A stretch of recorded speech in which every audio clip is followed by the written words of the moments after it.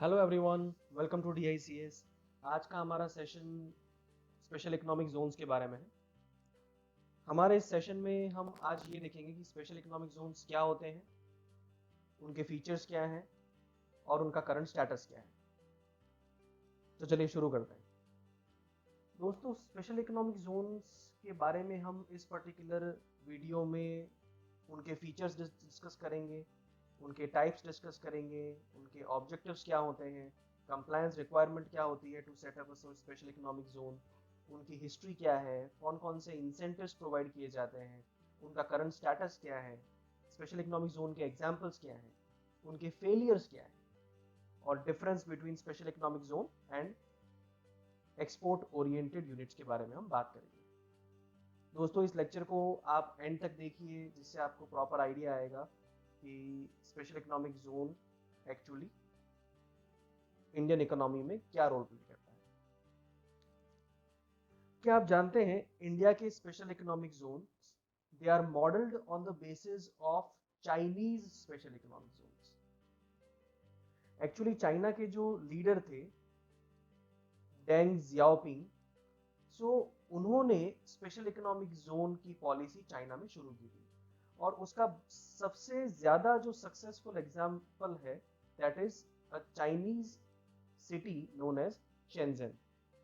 सो Chinese leader ने special economics zones की जो पॉलिसी शुरू की, उसके पीछे मेन रीजन ये था कि सोशलिस्ट फ्रेमवर्क में रहते हुए ही भी वो लोग कैपिटलिस्ट मॉडल को अडॉप्ट करना चाहते थे या उसकी तरफ बढ़ना चाहते थे।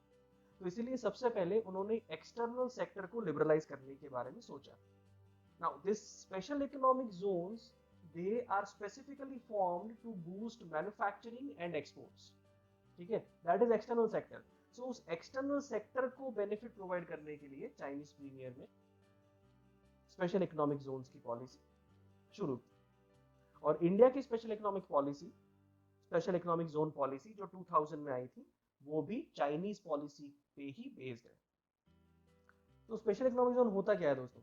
Special economic zone is an area in a country that is a duty free and is treated as foreign territory for all practical purposes. उसका ज्योग्राफिकल लोकेशन या फिजिकल लोकेशन तो दोस्तों इंडिया में होता है, लेकिन for all practical purpose it is a foreign territory. ये questions आ सकते हैं कि ज्योग्राफिकली वो कहाँ लोकेटेड होते हैं। तो special economic zones geographically India में ही लोकेटेड होते हैं and they are also zones with unique and liberal economic regulations. मैंने आपको बताया कि prima facie special economic zones का जो मेन पर्पस है वो है एक्सपोर्ट एंड मैन्युफैक्चरिंग को बूस्ट करना। सो एक्सपोर्ट एंड मैन्युफैक्चरिंग को बूस्ट करने के लिए लिबरल इकोनॉमिक पॉलिसीज का होना या रेगुलेशंस का होना बहुत जरूरी है and that is why special economic zone की जो पूरी प्रेमाइस है वो लिबरल इकोनॉमिक रेगुलेशंस पे ही बेस्ड है।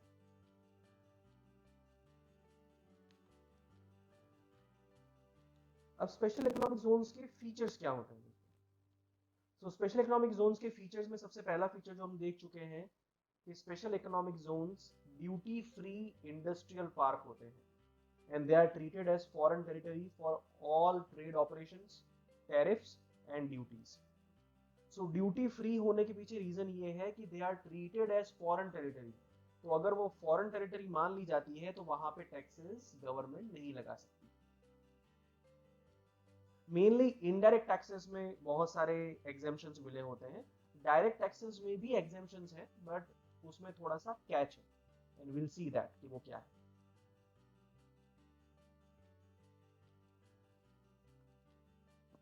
Friends, commodities purchased by special economic zones from DTA are treated as exports। अब ये बहुत इंपॉर्टेंट चीज है। अगर स्पेशल इकोनॉमिक जोन और non special economic zone territory, जिसको हम इकोनॉमिक पार्लांस में कहते हैं डोमेस्टिक टैरिफ एरिया, तो इन दोनों के बीच में ट्रांजैक्शंस कैसे होते हैं? अगर स्पेशल इकोनॉमिक जोन से डोमेस्टिक टैरिफ एरिया में कोई गुड्स जाते हैं तो उसको इंपोर्ट माना जाएगा, और अगर डोमेस्टिक टैरिफ एरिया से एक्सपोर्ट से स्पेशल इकोनॉमिक जोन्स में गुड्स जाएंगे तो उसको हम एक्सपोर्ट्स मानेंगे।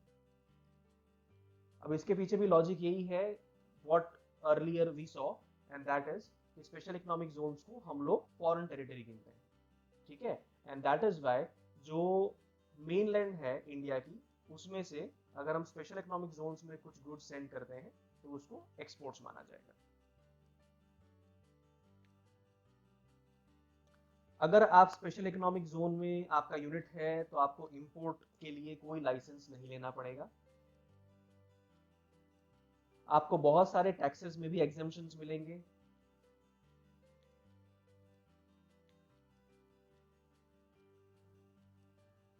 और अगर आपका manufacturing unit special economic zone में है तो प्राइमरीली आपको 100% एफडीआई का बेनिफिट मिलेगा, even if in your sector 100% FDI is not allowed as per consolidated FDI policy. मतलब अगर आपका यूनिट मेनलैंड इंडिया में होता तो आपको उसका बेनिफिट नहीं मिलता, आपके यूनिट में 100% एफडीआई अलाउड नहीं होता। बट जस्ट बिकॉज आपका यूनिट स्पेशल इकोनॉमिक जोन में है तो आपको 100% एफडीआई का बेनिफिट मिलेगा। Now, what are the types of special economic zones in India? They are export processing zones, free trade zones. They can also be free ports.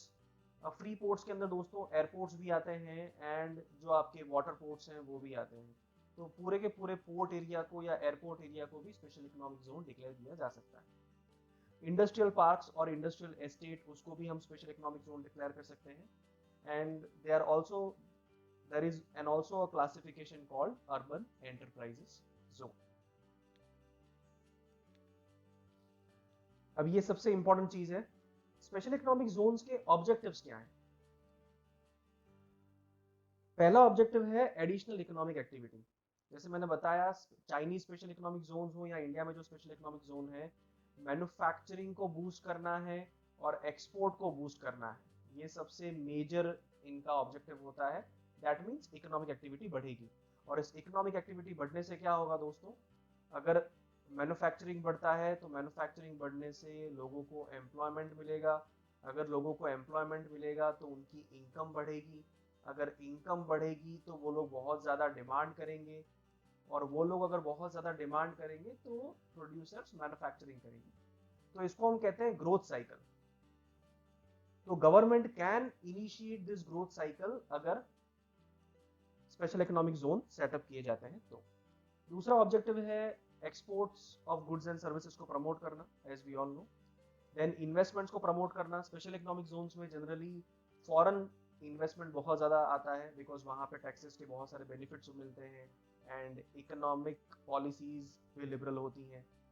Special economic zone से employment भी generate होता है और infrastructure facilities भी special economic zone में और उसके आसपास के एरियाज में डेवलप होती है।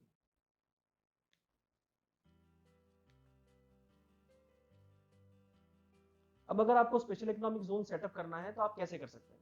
तो सबसे पहले, if you want to be a developer of the special economic zone, developer का मतलब है यू आर द इनिशिएटर और आप पूरा वो स्पेशल इकोनॉमिक जोन डेवलप करेंगे, तो आप सबसे पहले स्टेट गवर्नमेंट के पास जाके अप्लाई करेंगे।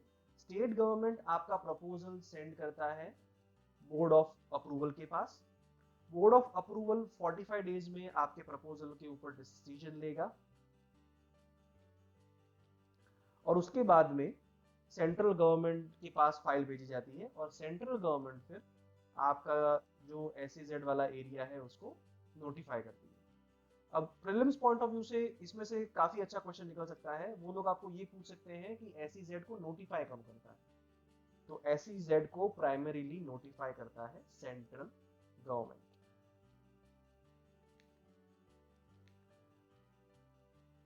अब SEZ की हिस्ट्री क्या है इंडिया में। SEZ पॉलिसी सबसे पहले अनाउंस की गई थी फर्स्टली इन 2000, द ईयर 2000। लेकिन उस जमाने में multiple controls and clearances required थे। इंफ्रास्ट्रक्चर फैसिलिटीज भी वेल डेवलप नहीं थी, वो तो आज भी नहीं है। फिस्कल रिजीम उस दौर में अनस्टेबल थी और स्पेशल इकोनॉमिक जोन की जो पॉलिसी ईयर 2000 में रिलीज की गई, तो वो पॉलिसी फॉरेन ट्रेड पॉलिसी के अंदर थी। तो that means special economic zone जो सेटअप किए गए थे ईयर 2000 के बाद, वो फॉरेन ट्रेड पॉलिसी के अंदर सेटअप किए गए थे। स्पेशल इकोनॉमिक जोन का स्पेसिफिक एक्ट इंडिया में पास हुआ 2005 में, और उसका इंप्लीमेंटेशन हुआ ईयर 2006 में। अब अगर आपका यूनिट स्पेशल इकोनॉमिक जोन में है तो आपको क्या क्या बेनिफिट्स मिलेंगे? आप ड्यूटी फ्री इंपोर्ट कर सकते हैं, और डोमेस्टिकली बीटीए से भी आपको परचेज करना है तो वो भी आपको ड्यूटी फ्री मिलेगा।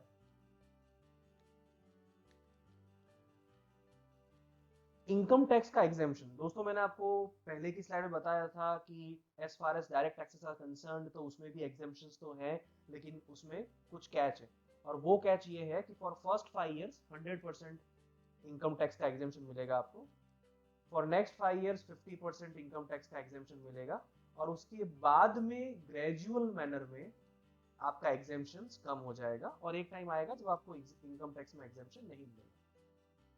आपको मैट भी पे नहीं करना है। मैट है minimum alternate tax, and supply to special economic zones are zero rated under IGST act. So अगर आप डोमेस्टिक टैरिफ एरिया से स्पेशल इकोनॉमिक जोन में गुड्स सेंड करते हैं तो जीएसटी एक्ट के मुताबिक आपको 0% जीएसटी लगेगा।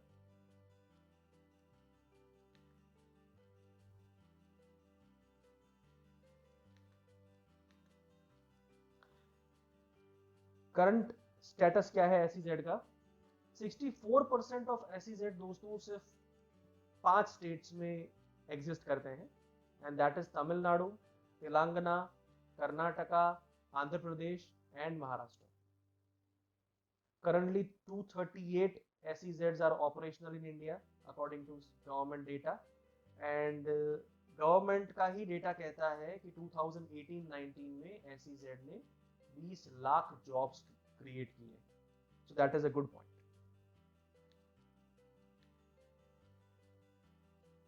SEZs के एग्जांपल्स आपको आपकी स्क्रीन के ऊपर दिखेंगे। कुछ एग्जांपल्स मैं बोल देता हूँ। कंडला का जो स्पेशल इकोनॉमिक जोन है गुजरात में, Cochin special economic zone, MEPZ that is Madras special economic zone, Visakhapatnam special economic zone. तो ये सारे कुछ एग्जांपल्स हैं स्पेशल इकोनॉमिक जोन्स के।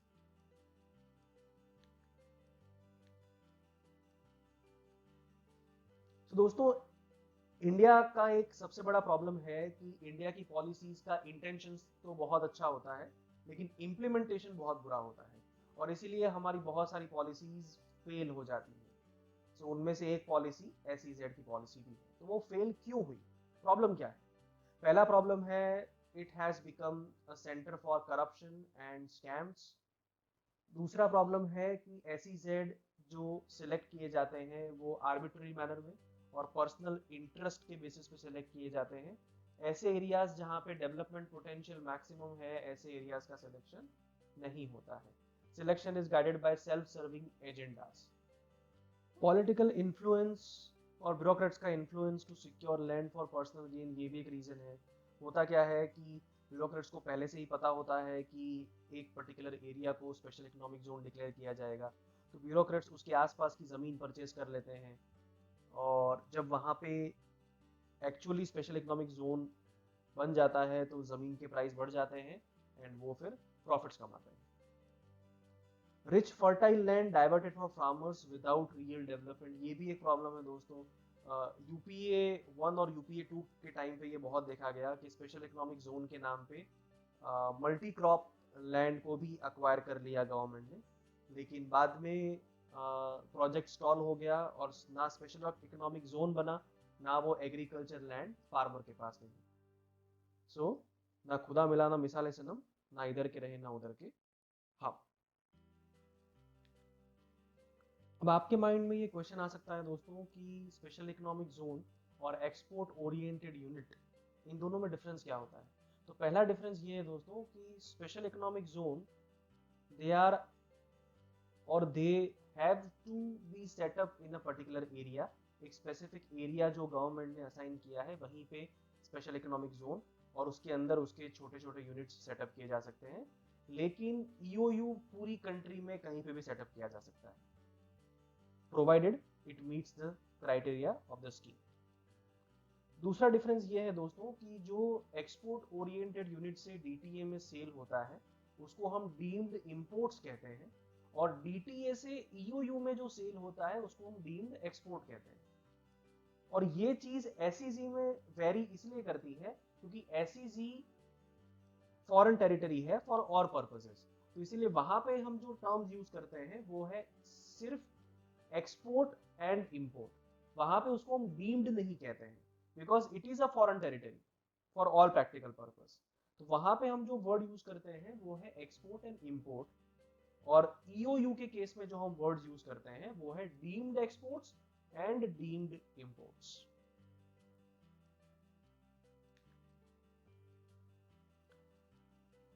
स्पेशल इकोनॉमिक जोन्स को टैक्स एग्जेम्पशन मिला हुआ होता है दोस्तों, एंड ईओयू के केस में उनको पहले टैक्स देना पड़ता है एंड बाद में उनको रिफंड मिल जाता है। Minimum investment limit is prescribed for EOU, जबकि एसईजेड के केस में ऐसी कोई मिनिमम इन्वेस्टमेंट लिमिट प्रिस्क्राइब्ड नहीं है। इन सारे डिफरेंसेस में से सबसे ज्यादा इंपॉर्टेंट एग्जाम पर्सपेक्टिव से डिफरेंस है और वो है ये कि ईओयू पूरे इंडिया में कहीं पे भी सेटअप किया जा सकता है। तो दोस्तों ये इंफॉर्मेशन थी स्पेशल इकोनॉमिक जोन के बारे में। अगर आपको ये वीडियो अच्छा लगा हो तो please do like and comment और हमारे चैनल को शेयर करें और सब्सक्राइब करें। मैं हूं Sagar Raj Purohit on behalf of DICS। Thank you.